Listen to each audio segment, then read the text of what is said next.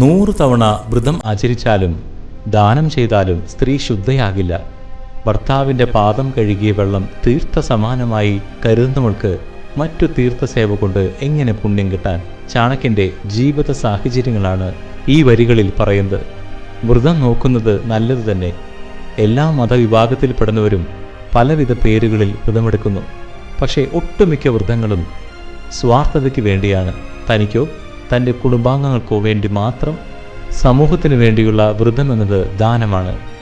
തെരുവിൽ കഴിയുന്ന പട്ടിണി പാവങ്ങൾക്ക് പൊതിച്ചോർ വിതരണം ചെയ്യുന്നത് വ്രതമായി സ്വീകരിച്ചവരുണ്ട്. അതാണ് സമൂഹവ്രതം. തെരുവ് കുട്ടികൾക്ക് പഠിപ്പിച്ചു കൊടുക്കുന്ന അധ്യാപകരെ അവരുടെ ദാനം വിദ്യാഭ്യാസമാണ്.